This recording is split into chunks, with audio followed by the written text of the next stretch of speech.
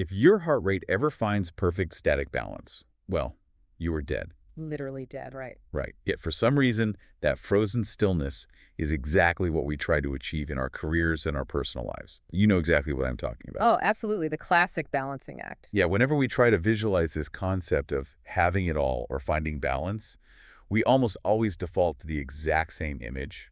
It is usually one of those antique brass apothecary scales. Right, the ones with the two little plates. Exactly. You picture putting a heavy brass weight on the left side, representing your career, your massive ambitions, maybe your mortgage, and the scale violently slams down. Because that side is heavy, it takes a lot of energy. So to fix it, to find that elusive equilibrium, you scramble to put an equally heavy brass weight on the right side. And that represents your family, your health, your hour at the gym. And then, ideally, the two brass plates hover there, perfectly symmetrical, perfectly still, just frozen in time. But the thing is, it is a comforting image, I suppose, because human beings like things to be symmetrical and measurable. We love a good metric. We love to visually see that things are equal. But if you actually look at human biology, neuroscience, and the reality of a human lifespan, that brass scale metaphor is completely broken. Oh, it is entirely shattered. It implies that balance is a destination where all movement stops. And that is a highly binary, incredibly static way of looking at existence. Which is why today we are tearing down the myth of the balanced life using the blueprints of rocket scientists. We really are. We are looking at a landscape of human existence today that completely shatters that illusion. Yeah, we're going to completely rewire how you think about your daily schedule. We have an incredible stack of sources today, primarily centering around a fascinating body of work exploring the scientific and human logic of life balance. And the material is incredibly dense with real-world application. It is not just theory. Exactly. The mission for our deep dive today is to deconstruct exactly what balance actually means. Not as a cheap motivational poster you see in a corporate break room, Right, the one with the stacked stones by a river. Yes, not that. We are talking about balance as a hard science. We are going to look at the exact biology, the psychology, and the neuroscience of equilibrium. And what makes this exploration so compelling is that we are not just going to leave these concepts in the theoretical laboratory. No, we need to see it in action. Right. We are taking these hard scientific principles and applying them to a real, meticulously documented human life. We are going to see these concepts stress-tested in a case study. And what a case study it is. It really is. We are looking at one of the 20th and 21st century's most remarkable minds, Dr. APJ Abdul Kalam. The pioneering aerospace scientist. Exactly. The man who navigated unimaginable geopolitical pressure and ultimately became the 11th president of India. So for those of you listening who are constantly fighting that universal struggle of trying to keep all the plates spinning, trying to succeed without completely burning out your adrenal glands in the process, this deep dive is for you. Because people mistakenly think balance is a pie chart. Oh, the pie chart. I hate the pie chart. Right. You assume you are supposed to give equal time mathematically to everything in your life. 8 hours for work, 8 hours for family, 8 hours for sleep. It is this rigid, unyielding geometry. But our sources clarify that this is a total illusion. It's complete myth. True balance is actually giving the right amount of attention to the right thing at the right time. That is such a crucial distinction. The right amount of attention to the right thing at the right time. Because life is constantly changing. Its demands are incredibly fluid. Therefore, balance must inherently change with it. The idea of equal time is a trap. It really is. Think about it. If your house is on fire, you do not spend 33% of your time fighting the fire, 33% reading a book, and 33% sleeping. Just to maintain your perfectly balanced pie chart. Yeah. Yeah, no, that would be absurd. You allocate 100% of your resources to the immediate existential threat, and then you recalibrate once the fire is out. Exactly. Recalibration is the key word there. Okay, let's unpack this. I want to grab onto that idea of recalibration and pivot into our first major area of exploration, because our sources dive straight into the hard biology of how nature actually handles balance. And this is where it gets really fascinating. It is a concept called dynamic equilibrium, or homeostasis. Homeostasis. I remember that from high school biology. But let's really get into what it means for us daily. Well, homeostasis is the foundational scientific logic of balance. Every living system on this planet survives through it. But again, it is not the frozen brass scale. Not at all. It is highly active, sometimes violent, and completely unrelenting. Let us elevate this beyond the basic idea of just sweating when you are hot or shivering when you are cold. Okay, so deeper than just basic temperature control. Right. Think about the concept of allostatic load. Allostatic load, what is that exactly? This is the physiological wear and tear on your body that accumulates when you are exposed to repeated or chronic stress. Oh, wow. So the actual physical cost of stress. Exactly. Your body fiercely maintains its core temperature near 37 degrees Celsius, yes. But think about the sheer amount of cellular machinery required to do that. It must be exhausting on a cellular level. It is a constant, relentless process of micro-adjustments that consumes a massive amount of metabolic energy. And our sources point out it is not just temperature either. They detail how blood sugar is in this constant microscopic tug of war. Oh, it is a brilliant example of dynamic tension. Blood sugar is regulated by a complex interplay of hormones, primarily insulin and glucagon. Okay, so how does that tug of war actually work? Well, when your blood sugar spikes after a meal, your pancreas does not just passively observe this. It aggressively releases insulin to act as a chemical key. A key to unlock the cells, right? Yeah, unlocking your cells to pull that sugar out of your bloodstream. But then, if your blood sugar drops because you are deep into a demanding project and forgot to eat, glucagon is deployed. To do the opposite. Precisely. It signals your liver to break down stored glycogen into glucose, and your heart rate is doing the exact same dance. The heart rate is another tug of war. Yes. The vagus nerve is constantly acting as a brake pedal, while your sympathetic nervous system is the gas pedal. So they are just fighting each other all day long. Continuously. They adjust your pumping rate based on whether you are sitting, standing, or running. This is dynamic equilibrium. Dynamic. That is the operative word here. It is a state of constant, active micro-adjustments. Your body is always working to prevent a crash. Exactly. To prevent the system from failing. I like to think of it like riding a bicycle. Oh, that is a great analogy. Yeah, because you aren't perfectly still when you are riding a bike. I mean, if you were perfectly still, you would tip over and scrape your knee. Right, you have to be moving and adjusting. You are constantly micro-correcting. You lean slightly to the left. Your inner ear detects gravity, pulling you off center, so you adjust and lean slightly to the right. You turn the handlebars a fraction of a millimeter. Your core muscles fire all just to keep moving forward without falling over. That is homeostasis in action. And if we connect this to the bigger picture, to the daily life of the listener, this biological reality translates directly to your psychological well-being. So our minds work the same way as our blood sugar. Essentially, yes. Human life requires the exact same balancing mechanism. We must balance work and rest, success and failure, ambition and humility, freedom and responsibility. And just like your blood sugar or your vagus nerve, without these active, continuous adjustments, we inevitably face catastrophic physical or psychological problems. You cannot just lean to the left on the bicycle forever and expect gravity to magically stop working. You will crash. You absolutely will crash. So if our biology is literally forcing us to micro-correct to stay alive, how on earth do we apply that to the abstract stress of our daily lives? It requires a shift in perspective. Because think about it. If you just lean into your ambition and never micro-correct with humility, you crash your relationships. Or if you just lean into work and never micro-correct with rest, your biological systems will literally force you to crash through illness.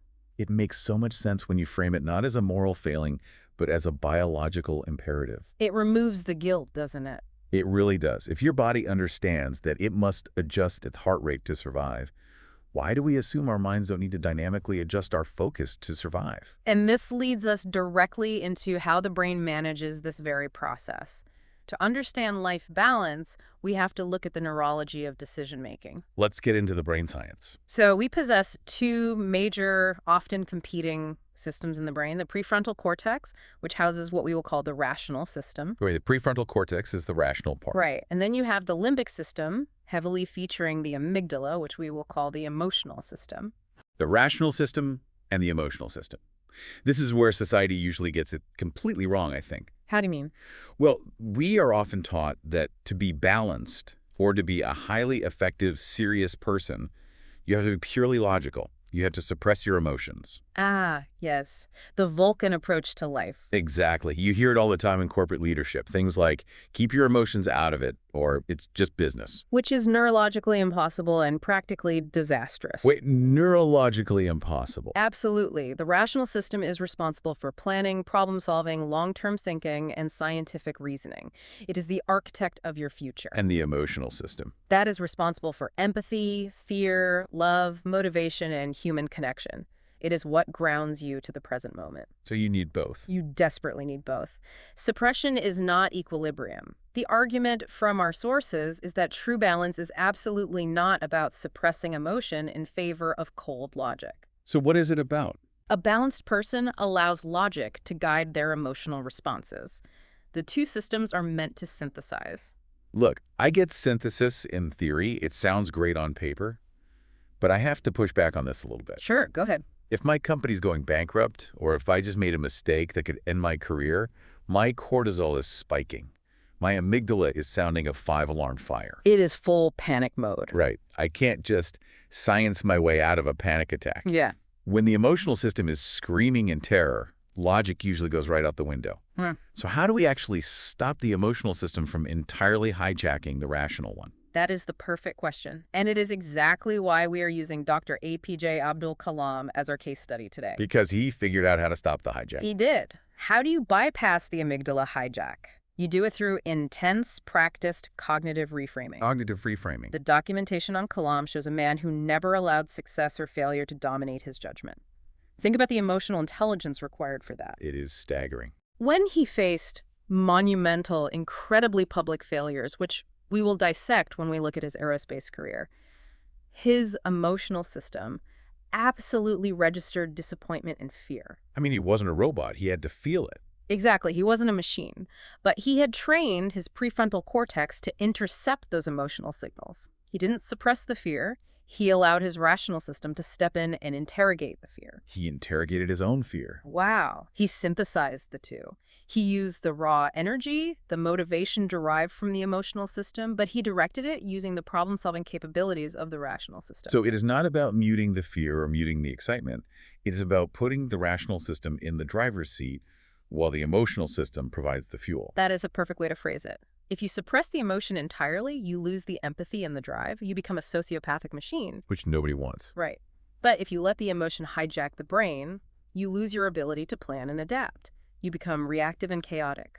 Balance is the synthesis of the two. Okay, so we have established the biological imperative of dynamic equilibrium, the bicycle analogy, and we have established the neurological synthesis of logic and emotion. We have the foundation. Now, we are going to look at a very specific, actionable framework to help you visualize all the competing demands in your life. We are talking about the formula of balance of life. This model from the text proposes that a balanced life equals health, plus knowledge, plus character, plus purpose, plus relationships, plus service. That is a big formula. To visualize this formula, imagine human life as a wheel with 6 equal spokes. Okay, let's really stress test these 6 dimensions, because this isn't just a list of nice virtues you put on a greeting card. This is a mechanical system, and if one part fails, the machine breaks. Exactly. Let's start with the physical spoke. The baseline. Right. The physical spoke is maintained by proper food, exercise, rest, and sleep. Without health, achievement becomes exceptionally difficult. It is the foundational spoke. Because if you are exhausted, nothing else works. If your cellular biology is breaking down, the metabolic energy required to maintain the other 5 spokes is severely compromised. We have the mental spoke, maintained by learning, reading, curiosity, and creativity. And the takeaway here is that knowledge improves judgment. It is not just about accumulating random trivia to win at Jeopardy, right? No, not at all. It is about sharpening that prefrontal cortex so you can make better decisions under pressure. Next is the emotional spoke, developed through patience, forgiveness, gratitude, and self-control. And notice that these are active, difficult practices. They are not passive traits. Right. Forgiveness is hard work. Forgiveness is a conscious, rational choice to release an emotional burden. These are the micro-adjustments that keep the emotional system from overheating and causing that allostatic load we discussed earlier. The 4th spoke is moral balance, honesty, integrity, responsibility. Here's where it gets really interesting to me, because there is a phrase that comes up when studying this material. Oh, I know the phrase you mean. Trust takes years to build, but seconds to lose. That is a terrifyingly fragile equation. It is the ultimate asymmetry. It truly is. You can spend 30 years building a reputation of flawless integrity, and a single decision driven by unguided emotion or greed can obliterate it instantly. In a matter of seconds. This is why moral balance requires such vigilant, dynamic equilibrium. You are constantly leaning left or right to avoid that catastrophic crash. Then we move to the social spoke, helping others, respecting differences, cooperation. Because we are not isolated units, we are a profoundly social species. Our biology expects community. Finally, the sixth spoke is spiritual balance. And we need to be very careful to clarify here that this is not strictly limited to religion or dogma. No, the text is very clear on that. Spiritual balance here is defined as having a sense of purpose, seeking inner peace, engaging in deep reflection, and recognizing a cause or a meaning that is larger than your own immediate survival. It is about connection to something greater than the self. So we have physical, mental, emotional, moral, social, and spiritual. 6 spokes on a wheel. But wait, how do you actually maintain the service or social spoke without bleeding your physical spoke dry? That is the ultimate tension, isn't it? Right, because if I am working 50 hours a week and then I decide I need to volunteer 20 hours a week to maintain my spiritual and social spokes, I am no longer sleeping. My physical spokes naps. And this brings us to what we can call the zero problem. The zero problem. Tell me about that. This is where the dynamic equilibrium comes back into play. The warning from the text is that if any one element, any single spoke, becomes zero for a long period, overall balance declines, and the wheel cannot roll smoothly. But I don't have time to do all 6 every day. You do not have to give equal time to every spoke every single day. That is the pie chart myth we busted earlier. Yeah. But you cannot let any spoke hit zero. Just visualize that for a second. A bicycle wheel with a missing spoke at slow speeds, maybe it just wobbles a bit, it feels annoying, but you can keep riding. Right, you might not even notice it if you aren't pushing yourself. But as you pick up speed, as life demands more from you, you get a promotion, you have a child, you face a health crisis, the centrifugal force increases. That missing spoke causes the entire wheel to warp, buckle, and eventually collapse entirely. The physics of it are undeniable. I want you, the listener, to audit your own wheel right now. Look at those 6 dimensions. Is any one of your spokes dangerously close to zero right now? It is a tough question to ask yourself. It is. Are you pouring everything into your career and knowledge spokes while your relationships and health are completely rusted out? Because biology and physics dictate that the wheel will break. And this theoretical framework is exactly why we must turn to Dr. Kalam. It is one thing for us to sit here and list these 6 spokes in a vacuum. It is quite another to see a human being successfully keep that wheel rolling through decades of high-stakes pressure. So to understand how he built this wheel, we have to go back to the forge where it was created, his early life. Yes. We officially introduce our primary case study, Abul Pakir Jainulobbdin Abdul Kalam, born October 15th, 1931. And the setting is Rameswaram, a pilgrimage town in the southern state of Tamil Nadu, India. Let's paint the picture of the 1930s in this region. This is pre-independence India. The socioeconomic realities are incredibly harsh. He was born into a Tamil Muslim family, and his father was a boat owner who ferried Hindu pilgrims back and forth. The family had very limited financial resources. Extremely limited. In fact, to help support his family, the young Kalam would wake up before dawn to distribute newspapers across town before he even went to school. We have to analyze the tactile reality of this. We are talking about a child managing the heavy responsibility of his family's daily survival with the demanding discipline of formal education. Just a little kid doing all this. Yes. This is where we start seeing the psychological mechanisms of balance being forged. How does a child process that kind of exhaustion? It would break a lot of people. It would. But our sources point out something fascinating. Instead of seeing his poverty as a trauma that limited him, he viewed it as resistance training. Which is a massive neurological shift in framing.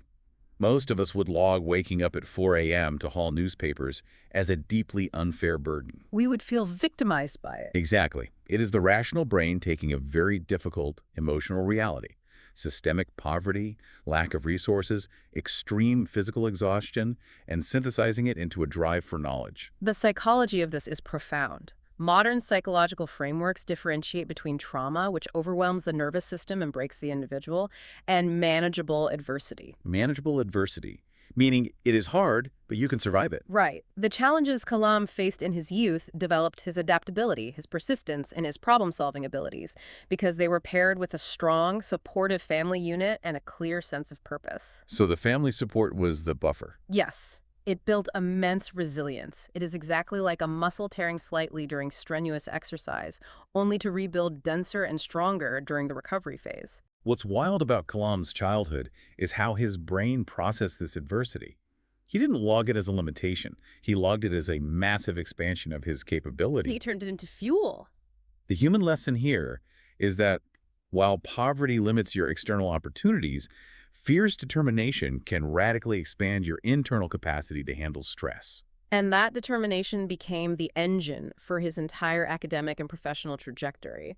The foundation of resilience he built in the early mornings in Ramaswaram perfectly prepared him for a world where failure wasn't just a possibility, it was a statistical probability. Because he was stepping into the high-stakes, geopolitically fraught world of aerospace engineering. Exactly. Let's follow that trajectory. He earns a degree in physics from St. Joseph's College in Tiruchirappalli, then studies aeronautical engineering at the prestigious Madras Institute of Technology. He is just climbing the academic ladder relentlessly. From there, he enters the absolute cutting edge of Indian science. He works first at the Defense Research and Development Organization, or DRDO, and then joins the Indian Space Research Organization, ISRO. We need to understand the context of ISRO at this time. This is a newly independent nation trying to assert its scientific capabilities on the global stage during the height of the space race and the Cold War. The pressure was immense, unimaginable, really. At ISRO, Kalam is appointed as the project director for India's first satellite launch vehicle, known as SLV-3. The goal was to place the Rohini satellite into orbit. This is where we encounter the climax of his scientific career and an absolute masterclass in dynamic equilibrium. The year is 1979. The first launch of the SLV-3. I want you to imagine the pressure in that control room. The tension must have been thick enough to cut with a knife. We're talking about millions of dollars, intense national pride, and years of exhaustive labor by hundreds of brilliant minds. The countdown happens, the rocket lifts off, and then it fails. It splashes down into the Bay of Bengal. It did not succeed. I cannot even fathom the emotional system screaming in agony in that moment. You are the project director. The entire country is watching. You have failed on a massive scale. Many scientists, many leaders would have been permanently discouraged. The allostatic load of that public failure would have broken their mental and emotional spokes entirely. It would end careers. But we have to look at the granular reality of how Kalam handled this. He did not yield to the discouragement.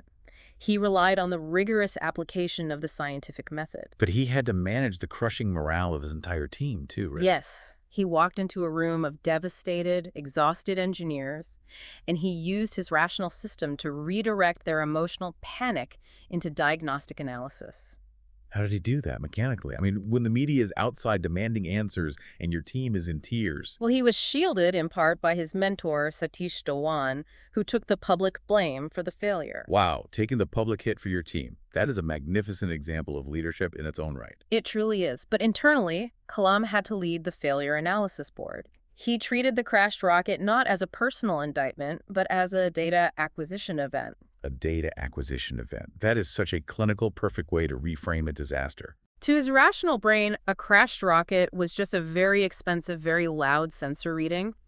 He and his team rigorously studied the telemetry data, found the specific mechanical and systemic errors, improved the system, and kept moving forward. And it paid off. It did. In 1980, they successfully launched the Rohini satellite into orbit. Observation, error, analysis, improvement, success. That is the unbreakable loop of the scientific method. Exactly. And the profound insight here from the text is that this loop is not just a methodology for building solid-state rocket boosters. It is identical to the mechanics of personal growth. Wait, explain that connection. When you fail at something in your personal life, a business venture goes bankrupt, a relationship ends, a project bombs, you observe the error. You analyze why it happened without letting your amygdala hijack your self-worth. So you take the emotion out of the diagnosis. Right. You make the micro-adjustments, the improvement, and you move closer to success. So what does this all mean for the listener? We hear platitudes all the time like failure is feedback. But let's reframe that neurologically based on this. Kalam treated failure as data. He didn't view himself as a failure. He viewed the launch as a failure. He separated his identity from the outcome. That is the crucial step. Separation of identity and event. He balanced immense confidence in his team's abilities with the harsh, unforgiving scientific criticism required to find the flaw. If you are terrified of failure in your own life, you break the loop. I mean, Well, you skip the error and analysis phase entirely. You try to hide the mistake out of shame, and therefore you can never reach improvement. it is the ultimate manifestation of the rational brain guiding the emotional brain. The emotional system feels the profound sting of the failed launch, but the prefrontal cortex says, excellent, we now have new telemetry data. Let us begin the analysis. I love that. Excellent. We have new data. Yeah. He went on to do incredible things after that, by the way. Oh, his career just skyrocketed, pun intended. He returned to DRDO, led the Integrated Guided Missile Development Program, created the Agni and Prithvi missile systems, and played a crucial role in the 1998 Pokhran II nuclear tests. He essentially became the architect of India's strategic missile systems. But it is that SLV-3 failure that forged his approach to high-stakes leadership, which transitions us into the next massive chapter of his life. Moving from science to politics. Exactly. We are shifting from the laboratory to the highest political office in the land. In 2002, Dr. Kalam was elected as the 11th president of India. And we must highlight the remarkable anomalies of this election. He was elected with cross-party support, which is practically unheard of in any massive, complex democracy. Both sides agreed on him. That is wild. It is. He became India's first scientist president and its first bachelor head of state. But what is truly fascinating is how he navigated the incredible authority of the presidency. They called him the people's president. And I want to look at how he balanced ultimate authority with ultimate accessibility, because that is an incredibly rare dynamic equilibrium. Most leaders struggle with that immensely. Usually when people acquire massive power, the humility spoke on their wheel snaps immediately. They isolate themselves behind walls, security details, and endless bureaucracy. But Kalam had a massive sweeping vision for the country, articulated in his document Technology Vision 2020. What was the core of that vision? His focus was on transforming India into a developed nation through technology, innovation, and education. But more telling than his policy documents was his granular day-to-day conduct. How he actually spent his time as president. Yes. He actively prioritized interacting with young, curious students over attending stuffy, formal ceremonies with the political elite. He preferred the unpolished curiosity of a classroom to the heavily scripted environments of high politics. He believed deeply that dreams transform into reality only when they are combined with knowledge and action. And he wanted to instill that knowledge directly into the youth. He didn't just command from an ivory tower, he educated. If we look at the scientific logic of his leadership, it requires balancing macro vision with micro-implementation. The big picture and the small details. Exactly. He had the vision of a geopolitically strong, developed India, but he practically implemented it by talking directly to the 12-year-olds who would eventually build it. He synthesized his massive authority with an intense grassroots connection. I think this is a perfect moment to invite you, the listener, to consider how you handle your own moments of authority. It is a good time for a self-audit. You might not be managing the nuclear arsenal of a billion-person democracy, but maybe you manage a team of 5 at work, or you run a classroom, or you are raising children. Do you balance your power and authority with accessibility? Do you let people in? Right. Do you listen to those below you in the hierarchy with the same curiosity and humility that Kalam showed to middle school students? It is a challenging mirror to look into. It is deeply challenging. And to prove that these are not just abstract, philosophical ideas that only apply to saints and presidents, we need to look at what happens when ordinary people fail to maintain this balance. We need to see the dark side of the formula. Yes. We are going to explore specific, real-world examples of imbalance. These are cautionary tales from the text to ensure we truly understand the catastrophic consequences of a broken wheel. The calculus of imbalance. Let's deep dive into these 3 distinct, painful examples of what happens when the dynamic equilibrium fails.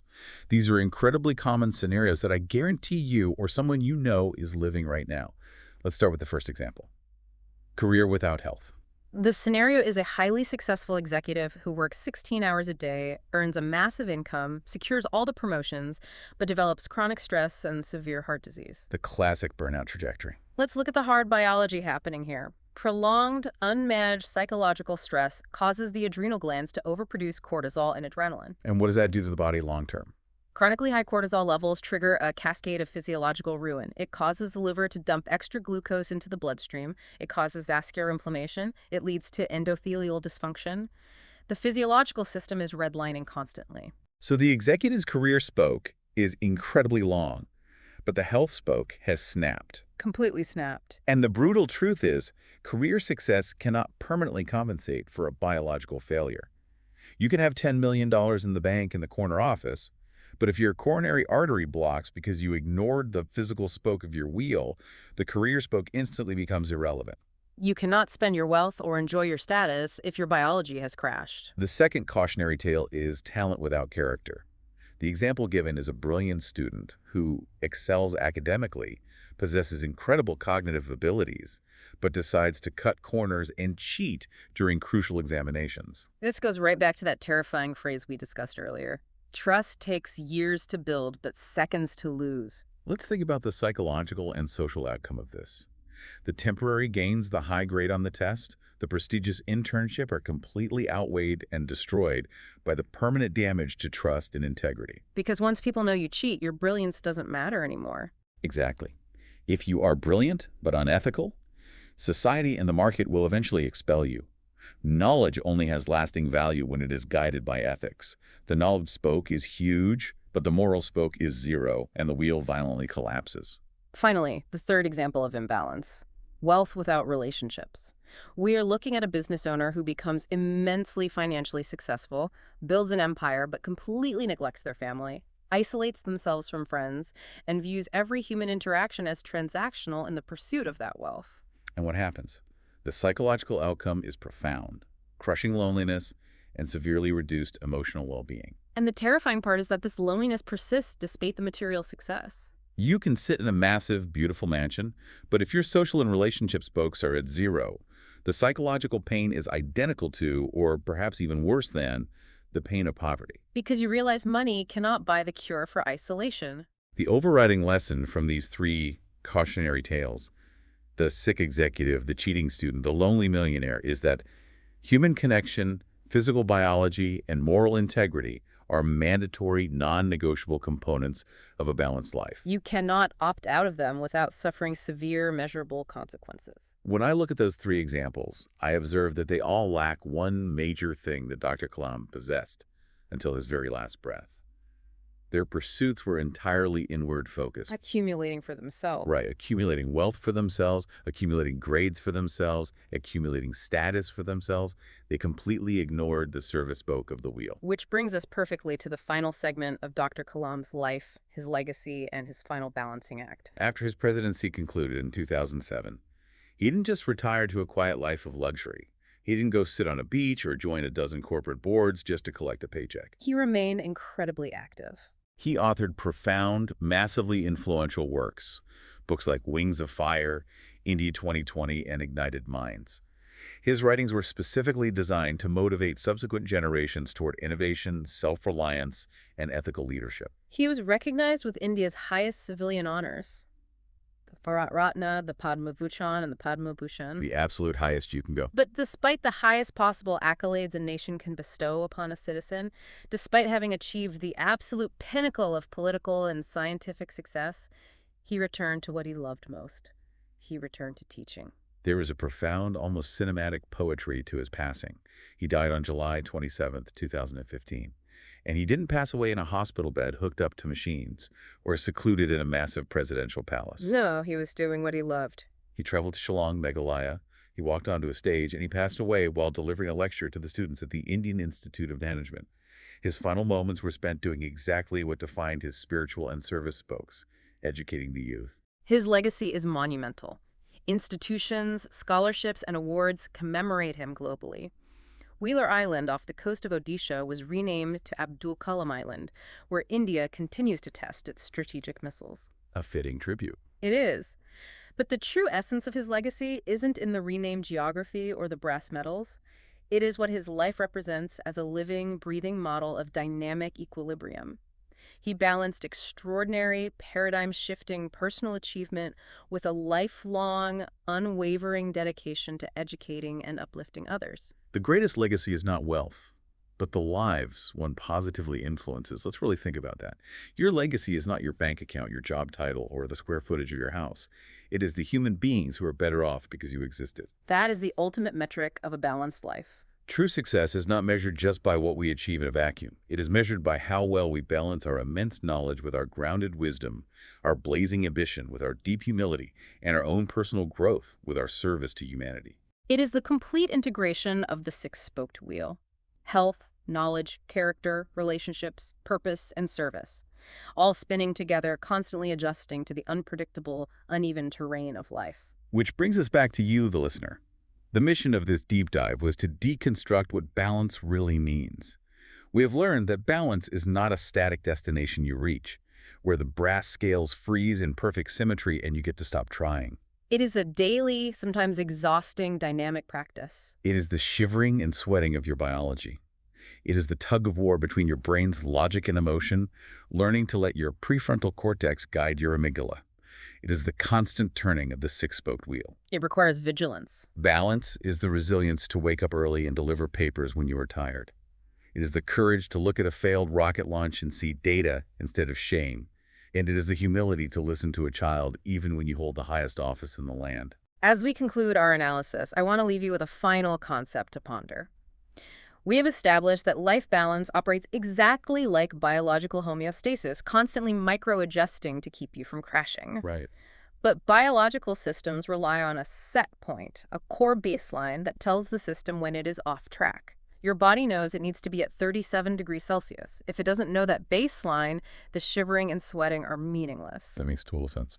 So what is the thermostat in your own life? What is the singular, unshakable core value that you use to measure when your life's temperature is running dangerously hot or too cold? That is a brilliant question to end on. Because if you don't know where your thermostat is set to, you won't know you are overheating until the engine actually catches fire.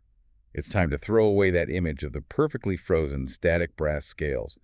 Life is not a statue. Life is a bicycle, and you have to keep pedaling, keep adjusting, and keep moving forward. Thank you for joining us on this deep dive. Keep auditing your wheel, keep analyzing your failures as data, and keep finding your dynamic equilibrium.